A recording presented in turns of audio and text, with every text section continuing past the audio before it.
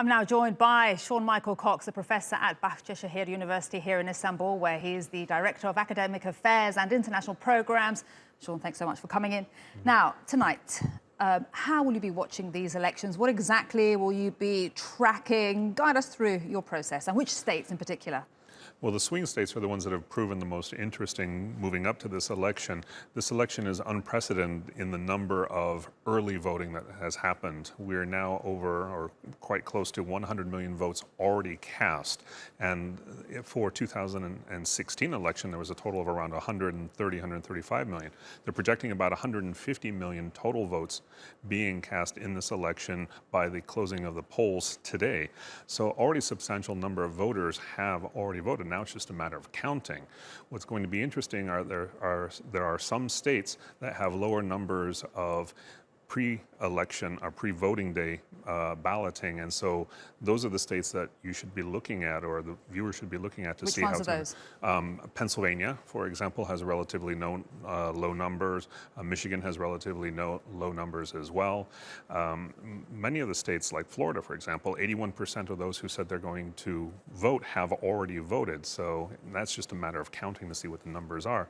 But it'll be interesting to see Pennsylvania, for example, to see how long the lines are. Making sure that everyone's going to have their vote counted. It's going to be very interesting. And so much airtime has been devoted, and of course by the candidates themselves, with regards to Pennsylvania. How much does this all depend, the outcome, on Pennsylvania? Well, Pennsylvania is one of those states that very narrowly went to President Trump in 2016, and it's one where currently Joe Biden has a statistical lead in it, and it's a lead that exceeds the margin of error of the polling. But as we saw from 2016, when Secretary of State Clinton had the polls leading in the states that exceeded the margin of error, that didn't necessarily ring true. For example, she lost Pennsylvania by about a percentage point. She lost Wisconsin by less than 1%. And while Vice President Biden has a greater margin than that, there's still the room for a surprise, and these are not insurmountable odds for the Trump campaign to overcome. Indeed, and I want to share a possible outcome with you. If Trump loses Pennsylvania, Donald Trump, sorry, let me start again. If Trump loses Pennsylvania, Donald Trump loses, Joe Biden is the 46th president of the United States.